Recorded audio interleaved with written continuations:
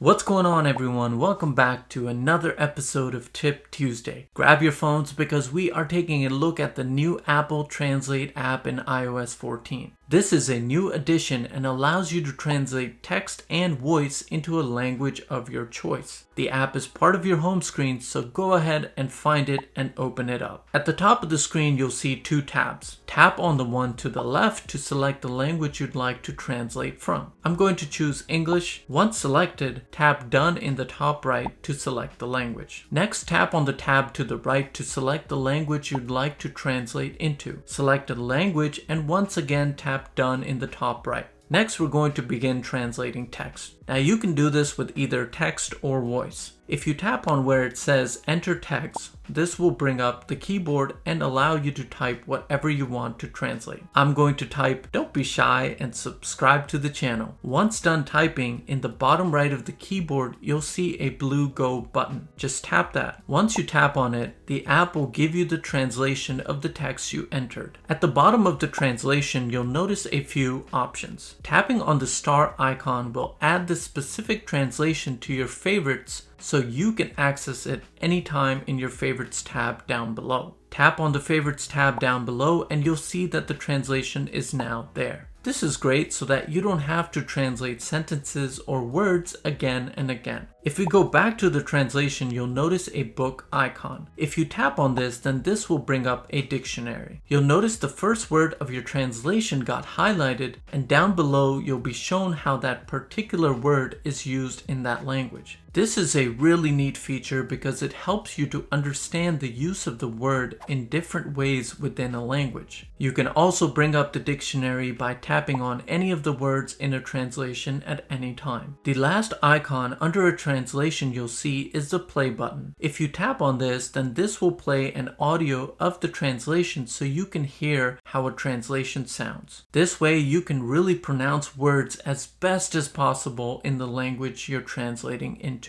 Also, after you've translated a word or sentence, if you turn your phone into landscape mode, you'll notice a full screen icon at the bottom left. If you tap on this, then this will enlarge the translation. This is what Apple calls attention mode, and it's useful for situations where you would want to show someone what you're trying to say. Next, let's talk about the mic icon at the bottom of the app. If you tap on this, then the iPhone or iOS device you're using begins listening to your voice. Just say the word or sentence and it'll be translated into the language of your choice. Last but not least, let's talk about downloading languages for offline use. This is great because if you're traveling somewhere and you'll be translating quite often, then this will be a great help. You won't have to worry about having a network connection in order to translate text. Tap on one of the language tabs at the top. If you scroll down a bit, you'll see it shows all the languages that are available for download. Just tap on the download icon to the right of the language you want and it'll begin downloading. Once downloaded, you'll have a check icon next to any downloaded languages. You'll see I've got a check icon next to Spanish because I've already downloaded it. If you'd like to delete any downloaded language, just swipe from right to left and that'll bring up the option to delete it. Just tap that and now that language will no longer be available for offline use. It's really nice to see Apple add a native app for translation into iOS 14. To be honest, I still prefer using Google Translate as it offers more language options. That's all for today, guys. Thank you so much for watching this video. If you enjoyed it, be sure to give this video a thumbs up. Comment down below if you've got anything to say and make sure you subscribe to the channel for more. Take care of yourselves and I'll see you in the next one.